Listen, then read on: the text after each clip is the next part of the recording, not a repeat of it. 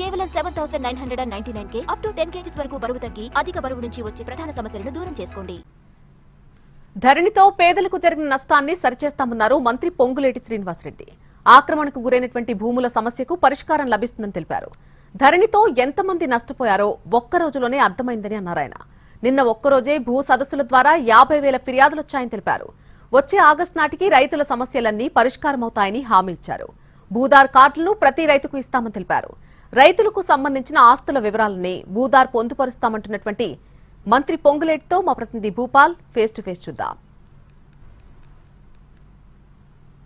కాకుండా అదేవిధంగా అది అందరికీ ఒక హక్కు కల్పించే విధంగా రాష్ట్ర ప్రభుత్వం ఒక ప్రత్యేకంగా తీసుకొచ్చింది. దీనికి సంబంధించి పూర్తి వివరాలతో మాట్లాడడానికి మన ముందు రెవెన్యూ శాఖ మంత్రి శ్రీనివాసరెడ్డి ఉన్నారు. ఆయన అడిగి మరిన్ని వివరాలు తెలుసుకుందాం. ఎన్నికల ముందు చెప్పిన విధంగా ప్రజల కోరుకునే నచ్చే మెచ్చే చట్టాన్ని చుట్టంలాగా తీసుకొస్తామని చెప్పి దాంట్లో భాగంగా ధరణిని ప్రక్షాళన చేసి ధరణిని బంగాళాఖాతంలో వేసి ప్రజలు నచ్చే భూభారతి 2025 చట్టాన్ని గడిచిన నెల 14వ తారీఖు గౌరవ ముఖ్యమంత్రి రేవంత్ రెడ్డి గారి చేతుల మీదుగా తెలంగాణ ప్రజలకు అంకితం చేసిన సంగతి మీ అందరికీ తెలిసిందే.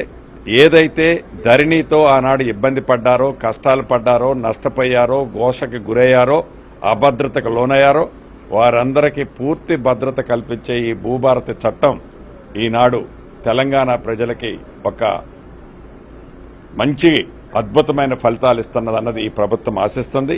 ప్రతి మనిషికి ఆధార్ ఎలా ఉందో ఆ ఆధార్ నెంబర్ కొడితే ఆ మనిషి యొక్క పూర్తి వివరాలు ఎలా వస్తాయో భూభారతికి సంబంధించిన దాంట్లో భూదార్ కార్డును కూడా ఇచ్చే కార్యక్రమాన్ని ఈ భూభారతి చట్టంలో పేర్కొనబడటం జరిగింది. ఈ భూదార్కి సంబంధించిన దాంట్లో రైతుకు సంబంధించిన ఆ ఖాతా ఏదైతే ఉంటుందో ఆ ఖాతా నెంబర్ని మనం కొట్టినట్లయితే ఆ రైతుకు సంబంధించిన ఆస్తుల యొక్క పూర్తి వివరాలు ఆ వెబ్సైట్లో క్లియర్గా లేదా స్మార్ట్ ఫోన్లో క్లియర్గా కనిపించే అంశాన్ని ఈ చట్టంలో పేర్కొనబడింది.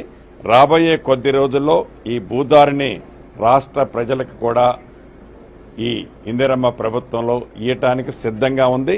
రిజిస్ట్రేషన్ చేసుకునేటప్పుడు సరిహద్దులుండేవి. సరిహద్దులతో ఆ భూమి యొక్క సమస్యలు ఏమైనా వచ్చినప్పుడు అది పరిష్కార మార్గం కావటం లేదు.